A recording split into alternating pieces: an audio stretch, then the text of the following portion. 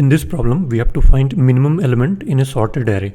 But the difference is that the sorted array has been rotated. For example, if you see this array, this is perfectly sorted and we divide it into two parts. It can be divided anywhere. It can be even the beginning of the array. And we shift the second part in the beginning and first part in the end. So this becomes 4, 5, 1, 2, 3. So now in this array, we have two parts, this and this, and these are individually sorted. So it's increasing like this, and this is further increasing. And this was originally one sorted array, so it was like this. We have just broken it and moved this ahead. And one more condition is that there are no duplicates. That means it's strictly increasing like this, the original array, and this will also be like this. So it increases from here to here. This is the minimum element, and this element will be strictly larger than the last element. And this is also a valid input. In this case, one of the sub arrays is of size 0 and the other one is the complete array. So let's see how we will find the minimum element. So one naive way would be to iterate through all the elements of the array and then keep track of minimum. So that will be O of n, but we are not taking advantage of the sorted nature of the array. So we will use binary search here, which is expected to take log n time of the order of log n, where n is the number of elements in the array. So let's see how we can use binary search here. We already know how to apply binary search in an array like this, where it's sorted.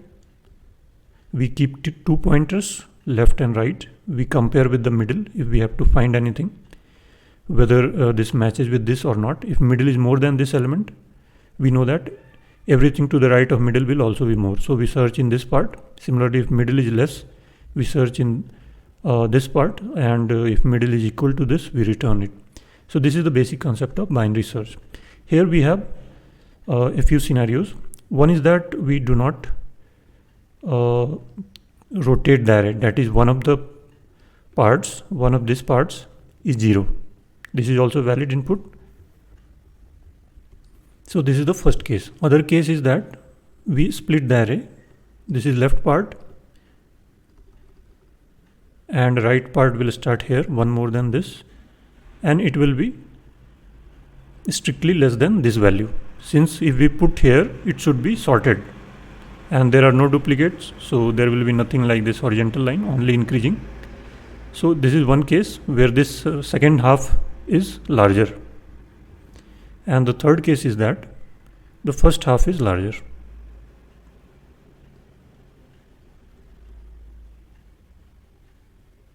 Second half is smaller.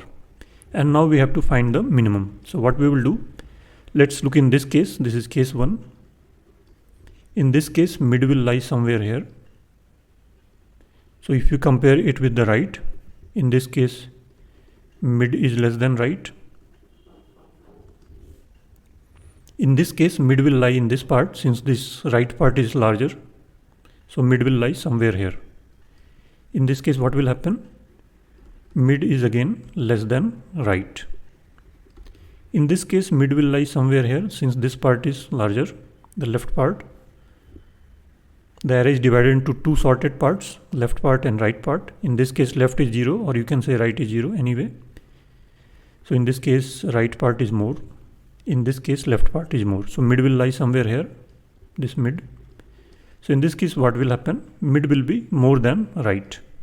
So mid is more than right. So now let's look at the different scenarios. In this case, where is min lying? Min is lying in this part, left of the mid. This is mid.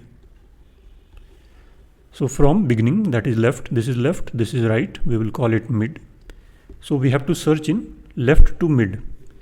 In this case, again, mid will lie in left part. So we have to search again from left to mid. Both cases are same, mid is less than right. So in that case, left to mid. Now let's look at this another case where mid is more than right. In this case, what will happen? We have to search in this part towards the right. This is L, this is R. So in this case, it will be mid plus 1 till right. Y plus 1. Since mid is more than right, So maybe that mid is this element just before the minimum. In that case, if we do +1, it will be this part which is valid. We have not missed out the minimum. And if it's even further to the left of this point, maximum, then also if we increase mid by 1, we are looking in this part. So we are not losing out this min. So we can do strictly mid +1 right. And if mid is equal to right, there are no duplicates. So mid can become equal to right only when mid is same as right. Then that will be the case when left is equal to right. That is, we have narrowed down our search to one element. In that case only mid will be. So what is mid? Mid is L plus R by 2.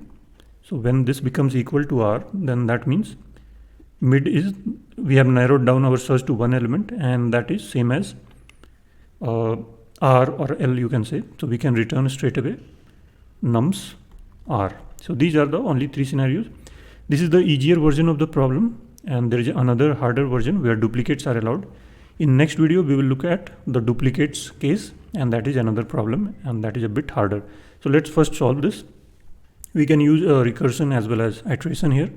I will do both of these, and you can even see compare the times. So first we will write in C++, and here we need left and right L and R indices, but it's not here, so we will define our own search. And first let's look at the recursive version, then we will convert that to iterative, and both can be converted to each other very easily. So if L is equal to R, then return nums L. If otherwise, we will calculate the mid, and mid is always L plus R minus L divided by 2. If nums mid is more than nums R, so this is this case, mid is more than R. In this case, we search in this part, that is mid plus 1 to right. So return search nums mid plus 1 to R. If nums mid is less than nums R, then this is the other case, and we search in left part.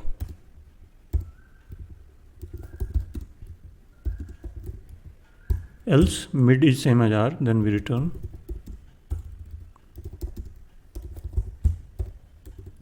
or you can return nums mid, both are same.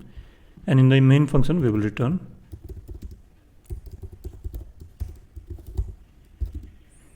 starting index is 0, last index is nums dot size minus 1, and let's see. So this works, so let's submit. And it takes 8 milliseconds. So this was the recursive version. Now let's see how easy it is to convert to iterative version. So this will remain same, and this we can keep same. So let's comment it out.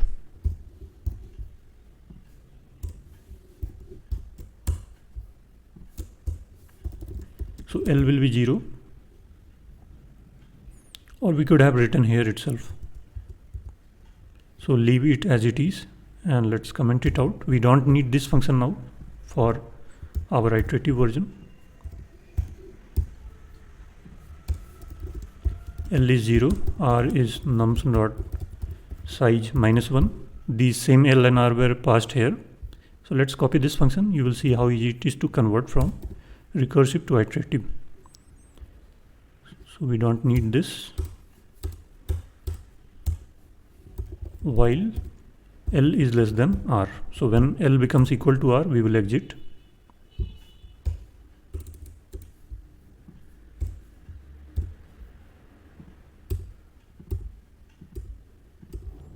So when nums mid is more than nums R, simply we were calling recursively. So here what we will do, we will simply change the index. We were changing the left index but not changing the right. So this will be equivalent to L equal to mid plus 1. That's it. And then else if this is the case, here right is changed, left remains unchanged.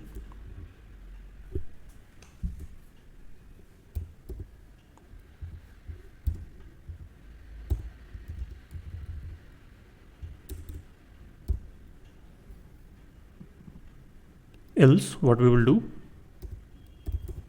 return nums r. So what we were doing earlier, and this will exit when left becomes equal to r. So in that case we can return nums l or nums r, and let's see, this works. Submit, and we get same runtime. Let's try again. For larger test cases this should yield smaller time, but in this case we are getting similar time, and it fluctuates a lot.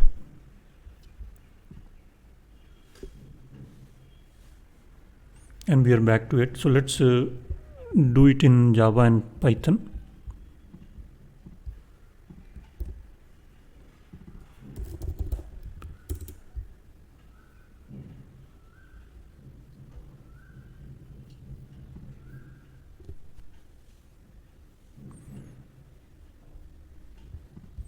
So we were not returning here.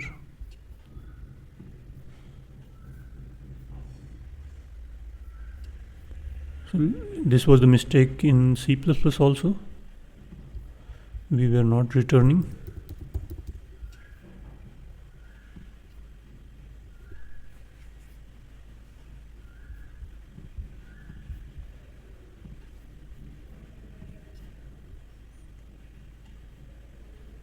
And the Java solution is also accepted, and here it takes 0 millisecond. That is better than 100% of the accepted submissions. Now we will do it in Python3.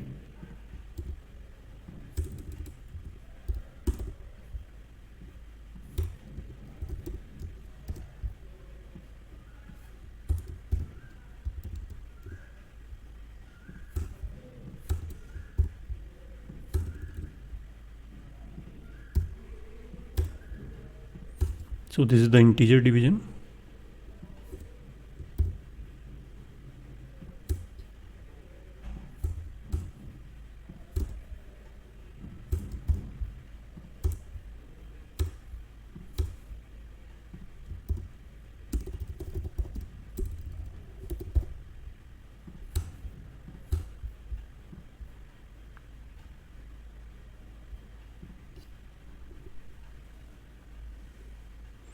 And the Python solution is also accepted.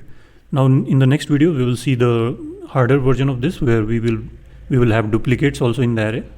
So stay tuned for that.